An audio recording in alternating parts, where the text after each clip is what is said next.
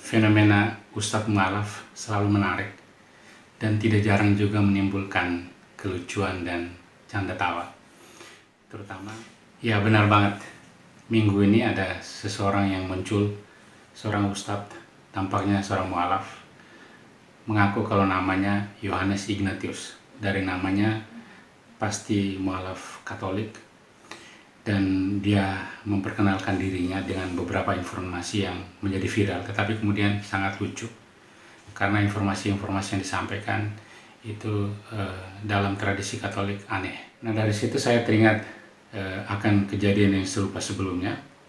Yang pertama, tentu saya teringat dengan pengakuan dari Ustadz Bangun Samudra yang mengaku kalau beliau itu tamatan S2 dan S3 dari Vatikan, super cerdas karena itu sering loncat kelas. Dan yang satu lagi pengakuan dari Ustadz Stephen Indra Wibowo yang konon seorang pastor Katolik kemudian memutuskan untuk menjadi Muslim, dan di situ ada beberapa informasi yang bagi orang Katolik itu lucu. Yang paling terkenal itu misalnya pengakuan beliau berlari bolak-balik dari Istiqlal ke Katedral untuk sholat, kemudian balik lagi untuk melayani misa, dan beberapa kegiatan atau aktivitas gereja ini seputar pelayanan imam yang rasanya tidak cocok dengan tradisi Katolik. Nah teman-teman, di video kali ini saya hanya mengangkat kembali beberapa cuplikan yang berhubungan dengan pengakuan tiga mu'alaf itu. Mari kita menontonnya dengan perasaan yang jenaka, dengan perasaan yang senang, dengan perasaan yang riang gembira. Kalau boleh tertawa silakan tertawa, dan kalau tidak bisa tertawa ya cukup tersenyum saja sambil melihat bahwa betapa informasi yang disajikan itu sungguh tidak sesuai dengan kenyataan. Mari kita lihat satu demi satu. Saya terlahir dari keluarga besar Kristen. Nama asli saya, nama asal saya adalah Insinyur Yohanes Ignatius Sarjana Teologi. Saya berangkat dari seorang ketua misionaris Kristen Indonesia pada tahun 2004 selepas dari pendidikan saya di IVS Injil Vatican School Roma Italia. Saya 4 tahun di Roma Italia mempelajari ilmu tafsir Injil dan ilmu teologi atau perbandingan agama. Saya terlahir sebagai anak tunggal, anak semata wayang dari pasangan rumah tangga yang bahagia dan sempurna, yaitu ayah kandung saya tercinta adalah Profesor Dr. Insinyur Ignatius Sastrawardaya Master Teologi. Bapak saya untuk tahun ini adalah menjabat menjadi seorang kardinal dan sekaligus sebagai guru besar ilmu teologi di Indonesia. Ibu kandung saya tercinta adalah seorang penginjil atau seorang evangelis di gereja, yaitu Insinyur Maria Laura Master Teologi. Dua-duanya beliau adalah lulusan dari Injil Vatican School Roma Italia. Dan saya anak kandungnya, anak tunggalnya, mengikuti jejak beliau. Pada tahun 2000 lepas dari Undip, Universitas Diponegoro Semarang, saya berangkat untuk mendapatkan beasiswa dari gereja, yaitu dikasih kesempatan selama 4 tahun lamanya saya kuliah ada di Roma Italia. Dan di tahun 2004 saya pulang ke Indonesia, disambut besar-besaran oleh Indonesia. Saya dulu TK-nya di sini, di Surabaya, TK Katolik Kristus Raja.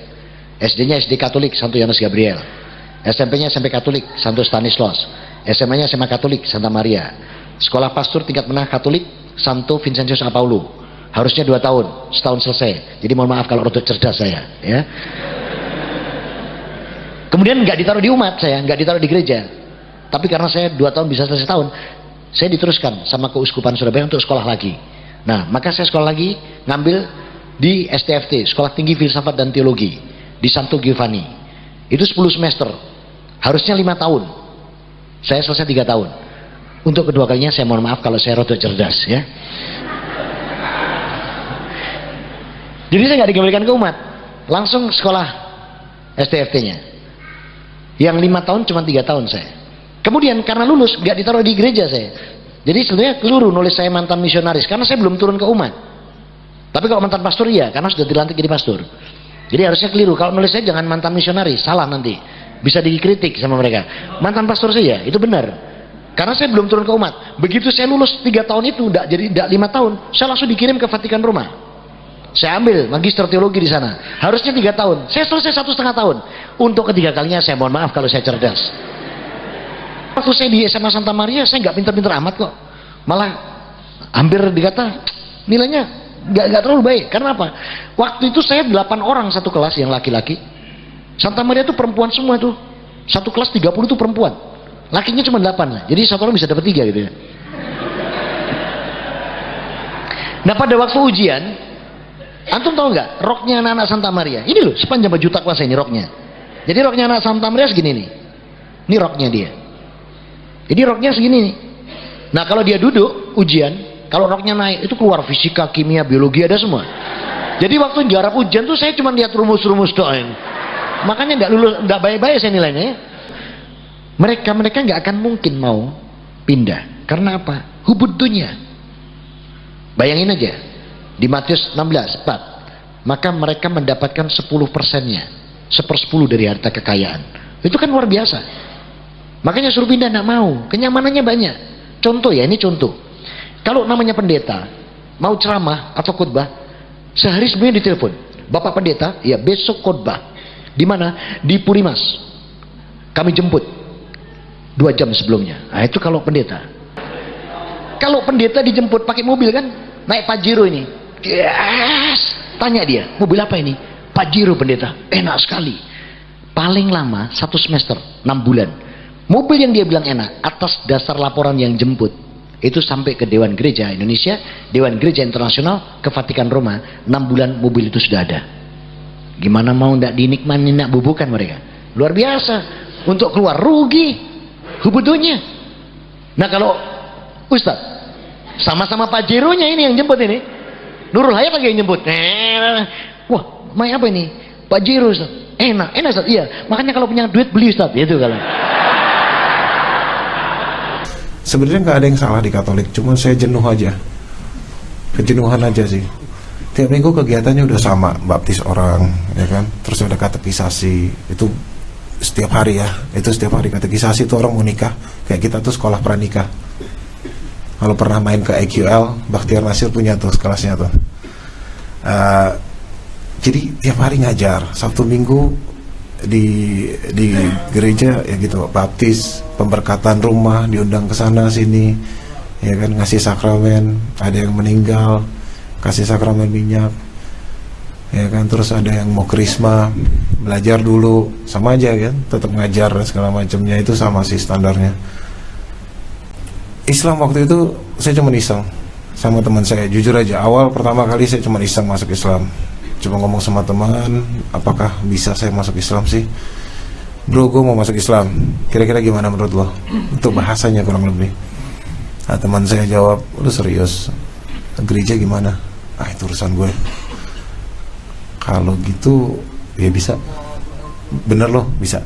Udah, ikutin dia, kan, dituntun sahadat sama ustadznya dia. Udah, iya, udah Islam gue, udah. Nggak ada apa segala macam, maaf ya, saya pikiran saya tuh baptis tuh ribet acaranya, ya kan, dan sebelum dibaptis orang Katolik itu harus katekisasi dan bla bla bla bla bla, prosesnya panjang, nggak lulus nggak jadi dibaptis, nggak jadi masuk Katolik. Serius, itu susah loh, minta ampun loh, ini masuk Islam cuma syahadat doang, iya, cuma gitu aja, iya. Selepas itu pun saya masih melayani di gereja, masih tetap aja, karena saya juga nggak tahu, dia nggak ngajarin saya juga, karena dia takut mungkin ya. Lalu saya masih coba cari-cari sendiri, nyebrang ke Istiqlal. Habis azan nih, kan istirahat tuh, jeda ya, zuhur jeda, asar juga jeda. Zuhur, buka jubah, buka slayers, buka semuanya, buka cincin, kalung masukin. Kalung itu nggak saya lepas. Karena itu pemberian. Itu pemberian kardinal. Jadi saya pakai terus. Jadi kalung rosario saya tetap ada di dalam baju saya waktu saya sholat ke Istiqlal. Awal-awal saya masuk Islam pakai terus, masuk. Ada satu kali nyembul keluar dari sini nih, apa nih namanya, sela-sela baju, tung keluar. Nah itu udah ketangkap saya sama marbot, sama dia taruh di loker aja. Waduh, kalau keramas repot nih, basah kan. Saya harus pelayanan lagi jam 1:30. Jadi saya nggak mau basah kuyup, karena jam 1 saya udah standby di dalam. Nggak mau basah kuyup, aneh bentuknya. Loh, kok kamu mandi siang-siang? Nggak ada urusan kan?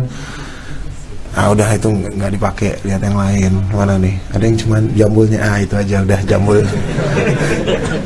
Dimana saya memutuskan setelah 6 bulan itu, oke, gue pilih Islam. Nggak lazim nih bolak-balik gereja masjid. Di gereja baptis orang, di masjid ikut sholat, balik lagi baptis orang. Ini bener-bener nggak, ini aneh loh. Saya tuh sampai ketemu orang waktu itu jam 11:30. Pak, anak saya ini sudah lulus katekisasi dan segala macam. Saya lihat dokumennya, oh ya sudah beres Bu. Terus Bu, Ibu minta apa? Saya minta salinan baptis. Nanti ya Bu ya, nanti habis makan siang saya traktir deh. Frater makan siang. Enggak usah traktir saya makan siang udah ada di dalam. Maksudnya saya mau nyebrang. Kalau ditraktir makan siang sama dia batal, nggak dia di sholat.